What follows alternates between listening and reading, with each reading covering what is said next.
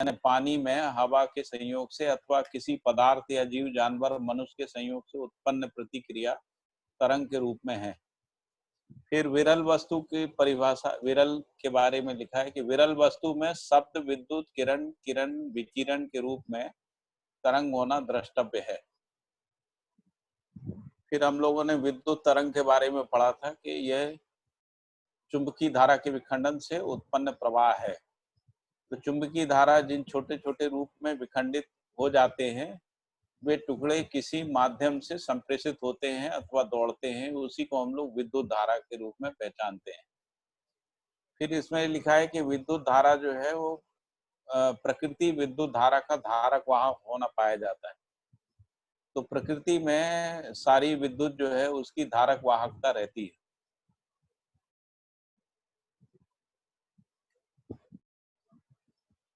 फिर आगे है कि संपूर्ण प्रकृति विद्युत ग्राही है।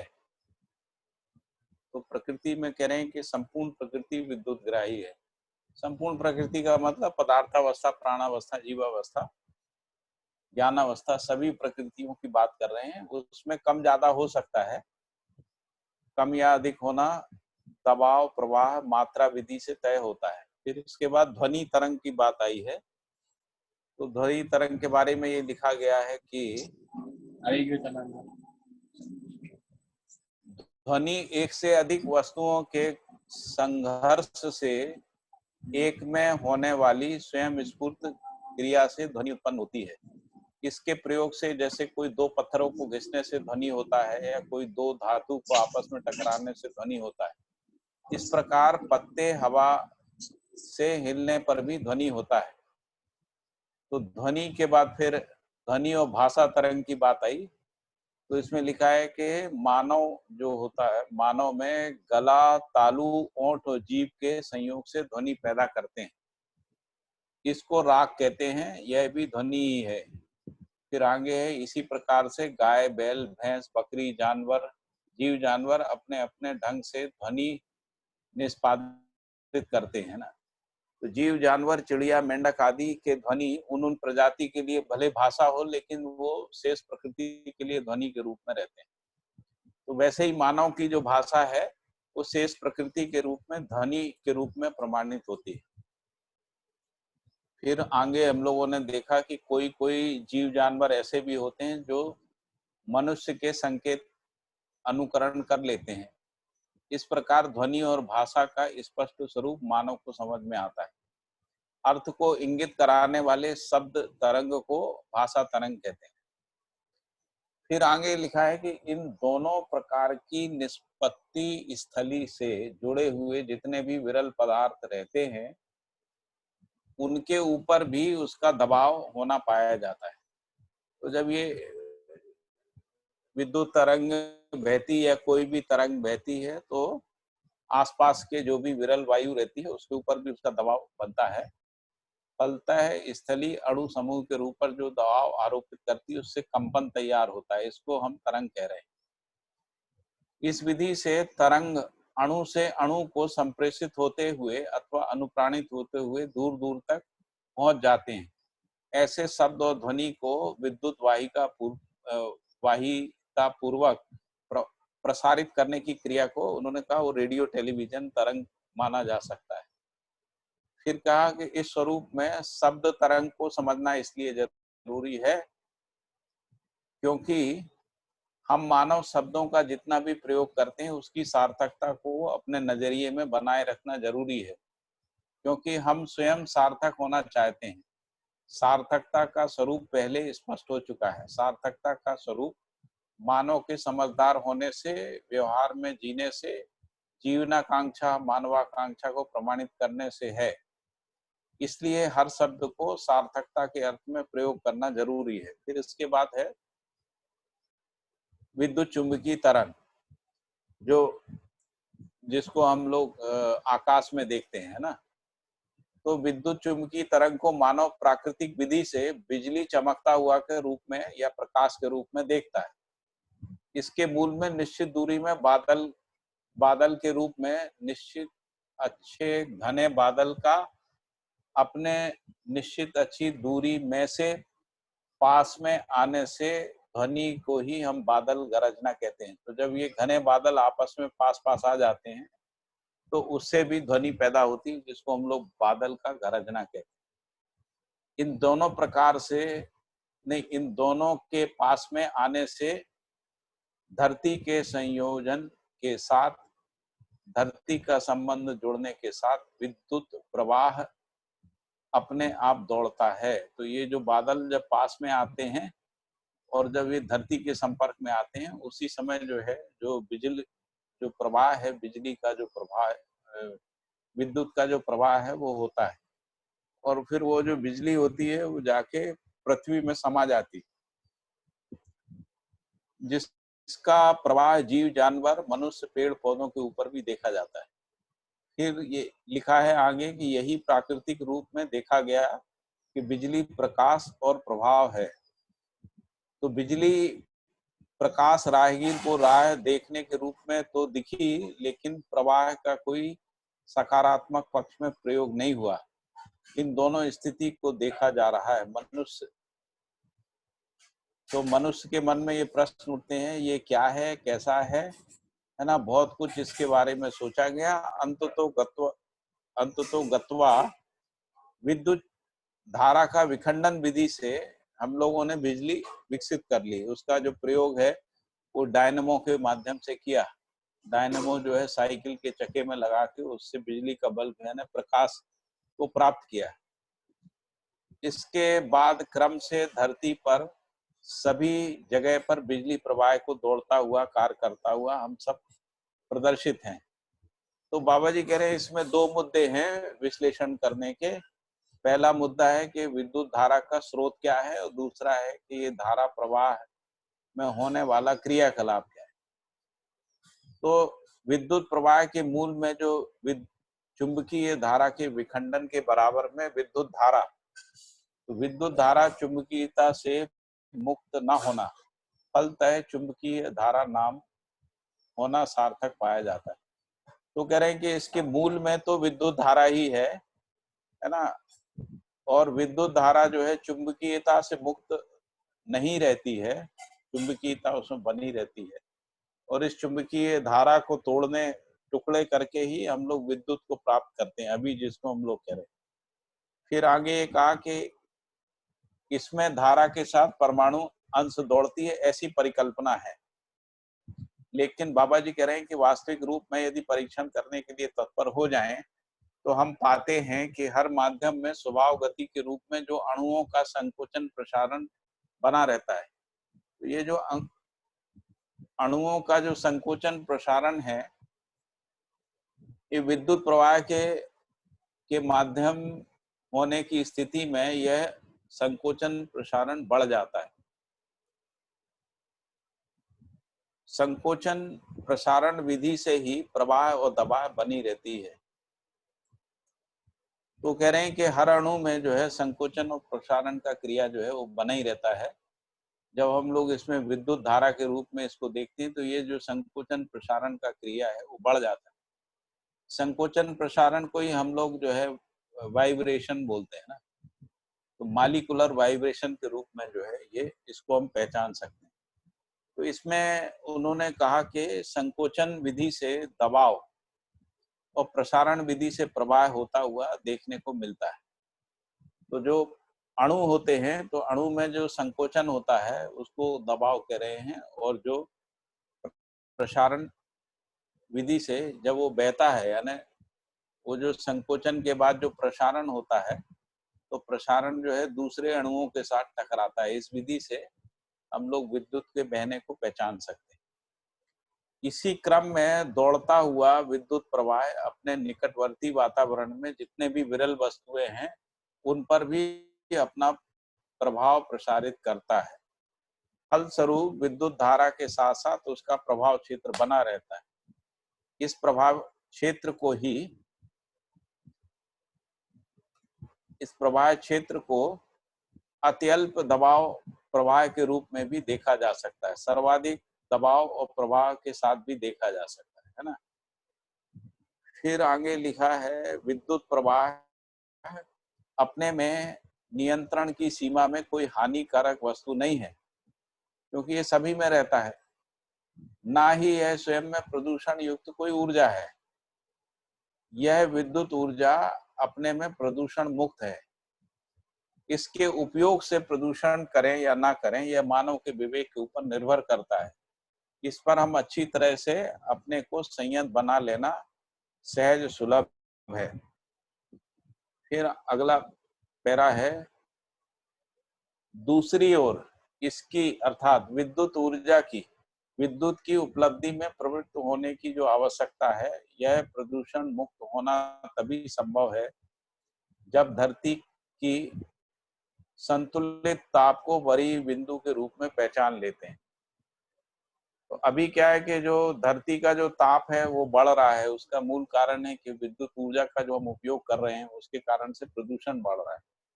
अविवेकी जो उपयोग कर रहे हैं, दोनों जगह अविवेकी उपयोग देखने को मिलता है। एक विद्युत पैदा करने के रूप में भी, और दूसरा इस विद्युत का दुरुपयोग के रूप में, यंत्रों में जो दुरुपयोग होता है उस रूप में भी। आज इसी दृष्टि की आवश्यकता है। दृष्टि का स्वरूप मानसिकता ही ज्ञान विवेक विज्ञान के रूप में सार्थक कार्य करता हुआ देखने को मिलता है। फिर वो कह रहे हैं कि जो सहअस्तित्ववादी ज्ञान विवेक विज्ञान विधि से हम धरती और मानव के सहअस्तित्व को ध्यान में ला सकते हैं। मानव और धरती का सहअस्तित्व समझ में आने की स्थिति में धरती का स्वास्थ्य वरीय स्थिति में आना, प्रदूषण मुक्ति का उद्देश्य वरीय स्थिति में आना, यह एक स्वाभाविक प्रक्रिया रहेगी। विकल्प के बारे में पहले भी चर्चा हुई है, लेकिन यहाँ फिर से थोड़ा सा उसकी ओर संकेत दिया कि जो जल प्रवाह बल है उसका हम उपयोग कर सकते हैं ना। तो जल प्रवाह बल को हम उपयोग करें या ना करें, तो प्रवाह तो हर देश काल दिशा में बना रहता है। तो ऋतु संतुलन की सटीकता इन नदियों के अविरल धारा का स्रोत होना ही समझदार मानव को स्वीकार होता है। ये नदियों का निरंतर बहते रहने से भी ऋतु का संतुलन होता है। इसी के साथ वन खनिज का अनुपात धरती पे कितना होना चाहिए, इसका भी ध्यान सुस्पष्ट होता है। इसमें ध्यान देने का बिंदु यही है कि हर देश में विभिन्न स्थितियां बनी हुई हैं। हर भिन्नता में वहां का ऋतु संतुलन अपने आप में सुस्पष्ट है। तो विकल्पात्मक विधियों में अर्थात प्रदूषण मुक्त विधि से हम विद्युत को जितना पा सकते हैं उससे अधिक प्राप्त कर लेने की आवश्यकता है। ऐसे विद्युत से सड़क पे चलने वाली गाड़ियां, उसके लिए बैटरी विधि से विद्युत को संजो लेने की आवश्यकता है, जिससे छोटी से छोटी और बड़ी से बड़ी गाड़ी चल सके। फिर है उसकी उपलब्धि, जैसा खनिज तेल उपलब्ध होता है ऐसा हो सकता है। इसमें हर समझदार व्यक्ति स्वीकार कर सकता है। फिर इसके बाद ये कहा कि जो खेतों में गाड़ियां चलाते हैं, ट्रैक्टर आदि जो गाड़ियां चलाते हैं, तो जहां तक खेतों में चलने वाली गाड़ी और हवा में चलने वाली यानी हवाई जहाज वगैरह है, उसके लिए वनस्पति तेल को योग्य बनाकर उपयोग करेंगे, ऐसा आगे जाके इसकी संभावना बनेगी। इस क्रम में जल पर चलने वाले जो जहाज हैं, पानी के जो जहाज हैं, उसमें भी वनस्पति तेल और जो सौर ऊर्जा है और बैटरी, इन तीनों के योगफल से उसको संपन्न किया जा सकता है। इसी क्रम में सज जाए, मानव एक बार ताकत लगाए तो प्रौद्योगिकी संसार अर्थात प्रवाह बल के साथ जूझते मानव जाति से प्रकृति के साथ होने वाले जो पाप कर्म अपराध कर्म जो है वो रुक सकते हैं। इसके बाद है नियति विधि से मानव का प्रकटन। वनस्पति और जीव संसार का प्रकटन होने के बाद हम स्वीकार चुके हैं और समझ चुके हैं, इसके बावजूद भी नियति के साथ अपराध में जुड़े हैं, इससे छूटना आवश्यक है।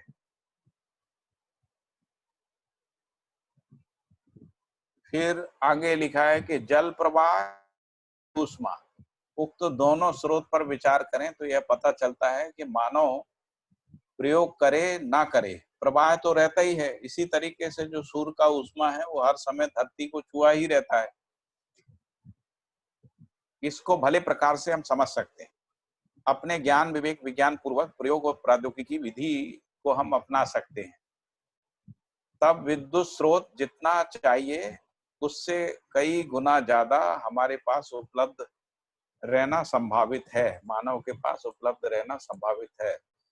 हर मानव ऊर्जा स्रोत से धनी रहने की इच्छा रखता है। समझदार मानव जो है उसका उपयोग, सदुपयोग, प्रयोजन सुनिश्चित करने के अर्थ में जीना बना ही रहता है। समझदार मानव में ऐसे ऊर्जा स्रोत का उपयोग, सदुपयोग, प्रयोजन सुनिश्चित रहने के अर्थ में जीना बना ही रहता है। इससे मानव मानव से विश्वास करने का आधार भी संभावित है।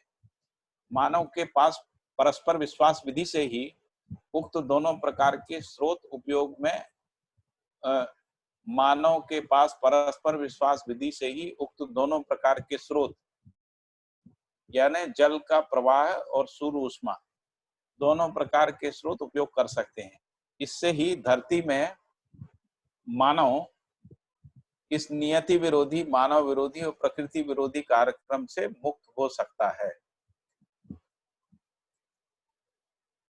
प्रकृति विरोधी, नियति विरोधी और मानव विरोधी, ये तीनों प्रकार की विरोधी जो कार्यक्रम है उससे मुक्त हो सकता है। विरोध के स्थान पर परस्पर पूरकता उपयोगी, सहकारी होना प्रमाणित होता है। फिर आगे है ऊर्जा क्रियाकलाप के मूल में चुंबकीय बल संपन्नता का जिक्र हो चुकी है। ऐसे चुंबकीय बल संपन्नता कहाँ से कैसे हैं, इस मुद्दे पर प्रश्न अध्ययन करने में तत्पर प्रत्येक मानव में होना स्वाभाविक है। अध्ययन करने वाले प्रत्येक मानव में ये प्रश्न होना स्वाभाविक है कि ये जो चुंबकीय बल संपन्नता है इसका स्रोत क्या है। इस मुद्दे में यह स्पष्ट हो चुकी है कि व्यापक वस्तु में संपूर्ण एक एक वस्तु जो है डूबा भीगा घिरा हुआ है।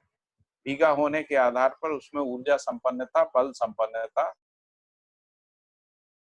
और बल संपन्नता से चुंबकीय बल संपन्नता के रूप में प्रत्येक इकाई में वर्तमान है। तो पहले ऊर्जा संपृक्तता, बस ऊर्जा संपन्नता से ही बल संपन्नता है, फिर बल संपन्नता चुंबकीय बल संपन्नता के रूप में है। ये प्रत्येक इकाई में वर्तमान है। इसके प्रमाणों में यह स्पष्ट किया जा चुका है कि हर प्रजाति के परमाणु व अणु बंधन, भार व बल संपन्न है।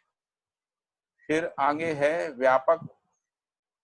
व्यापक वस्तु संपूर्ण वस्तु में पारगामी है। इसलिए प्रत्येक वस्तु व्यापक वस्तु में भीगा रहता है। वस्तु अपने में ऊर्जा प्रकाशन करता हुआ गवाहित होने के उपरांत ही हम मानव वस्तु के ऊर्जा संपन्न होने का अनुमान होना पाया गया।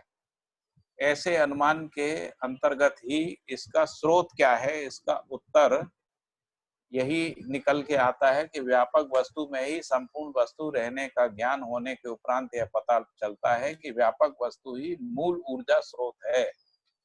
दूसरी बात ये पता लगी कि ऊर्जा संपन्नता के रूप में प्रत्येक वस्तु, चाहे वे अणु हो, परमाणु अंश ही क्यों ना हो, ये सब इकाइयां ऊर्जा संपन्न रहना इनकी नित्य क्रियाशीलता से बोध हो गया। फिर इस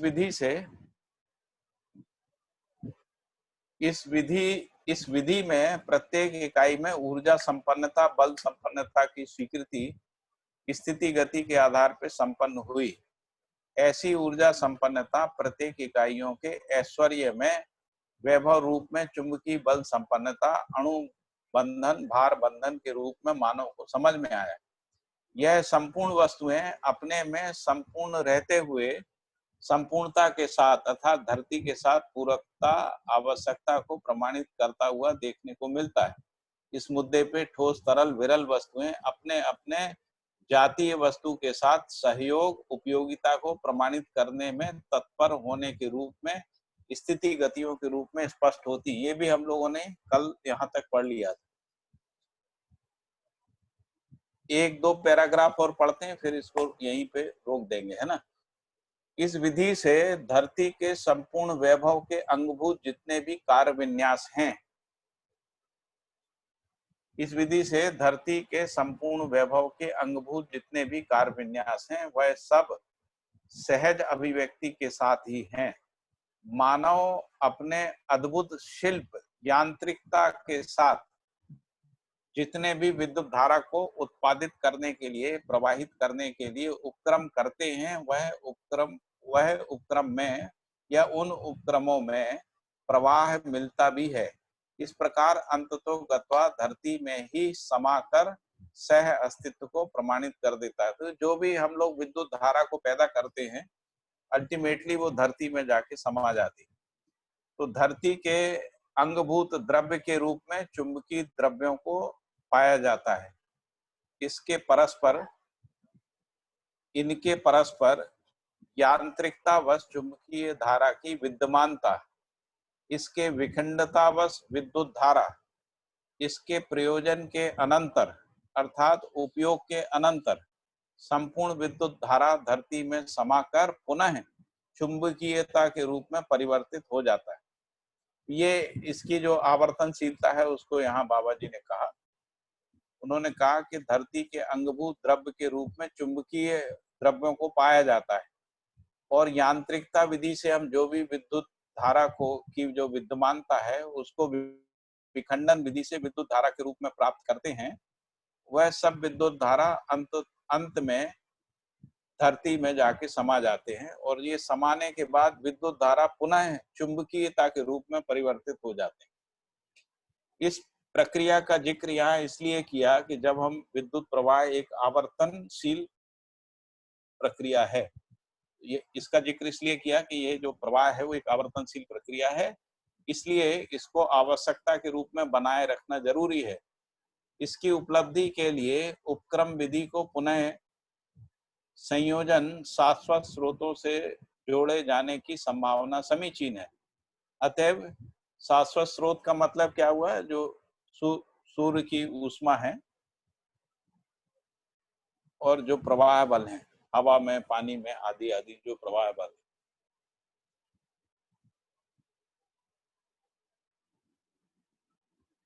अतएव इस विधि से हम चुंबकीयता से विद्युत प्रवाह तथा पुनः चुंबकीयता तक पहुंच जाते हैं। चुंबकीयता न घटते न बढ़ने के रूप में है। व्यापक वस्तु में संपृक्त संपूर्ण वस्तुओं को पहचान कर लेना उचित होगा। यह तथ्य हमें समझ में आ चुका है। तो चुंबकीयता वस्तु में प्रकट होता है।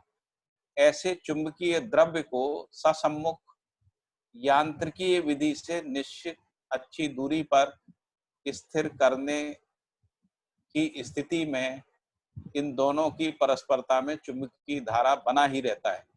चुंबकीय धारा का मतलब एक दूसरे के साथ मिलने की प्रवृत्ति।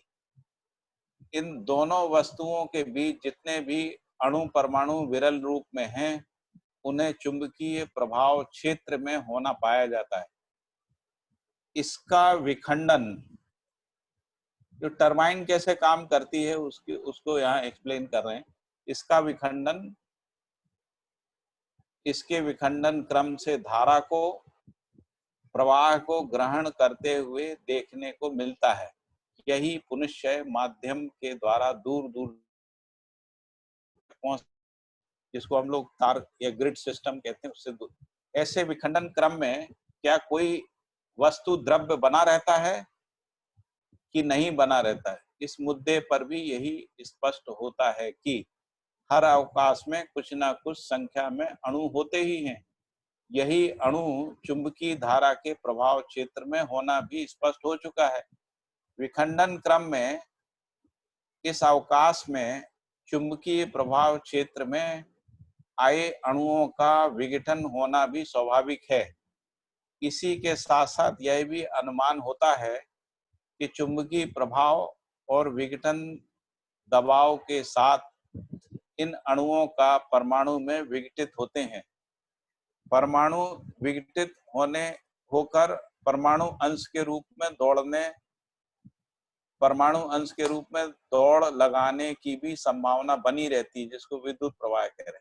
यद्यपि प्रवाह के साथ माध्यम का होने वाला प्रभाव उसके फलस्वरूप होने वाली क्रिया स्पष्ट होती है। माध्यम पर विद्युत प्रवाह प्रवाहित होते ही उसमें संकोचन प्रसारण बढ़ना हो ही जाता है। इसको हर जिज्ञासु अर्थात प्रयोग पूर्वक समझने की इच्छा रखने वाला परीक्षण कर सकता है। ठीक है, यहाँ पर हम लोग रुक सकते हैं। एक बार ये विधि को फिर से पढ़ लेते हैं। इसमें ये कह रहे हैं, हर अवकाश में कुछ न कुछ संख्या में अणु होते ही हैं। यही अणु चुंबकीय धारा के प्रवाह क्षेत्र में होना भी स्पष्ट हो चुकी है। विखंडन क्रम में इन अवकाश में चुंबकीय प्रवाह क्षेत्र में आए अणुओं का विघटन होना भी स्वाभाविक है। इसी के साथ यह भी अनुमान होता है कि चुंबकीय प्रभाव विखंडन दबाव के साथ कुछ अणुओं का परमाणु में विघटन होने अथवा परमाणु विघटित होकर परमाणु अंश के इलेक्ट्रॉन के दौड़ लगाने की संभावना बनी रहती है, जिसको विद्युत प्रवाह के साथ है ना। यद्यपि प्रवाह के साथ माध्यम पर होने वाला प्रभाव, उसके फलस्वरूप होने वाली क्रिया स्पष्ट होती है। माध्यम पर विद्युत प्रवाह प्रवाहित होते ही उसमें संकोचन प्रसारण बढ़ना हो जाता है। इसको हर जिज्ञासु अर्थात प्रयोग पूर्वक समझने की इच्छा रखने वाला परीक्षण निरीक्षण कर सकता है।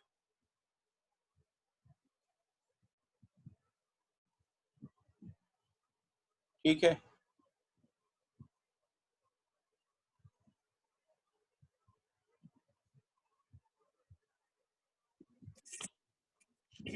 ठीक है भैया। ठीक ठीक। मुझे लगता है अभी यहाँ रुकते हैं, क्योंकि फिर ज्यादा समय हो जाएगा। 3:07 हो गए है ना, 3:07 हो गए। हो गए। हाँ, फिर भी हमने थोड़ा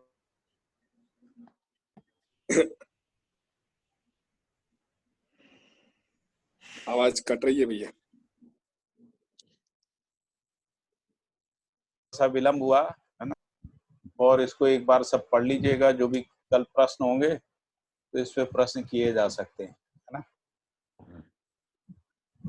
ठीक है, ठीक है। और सभी लोगों से रिक्वेस्ट है कि वो अपना जब एंटर करते हैं तो अपना नाम अवश्य लिख दें, है ना, ताकि हम लोगों को पता रहे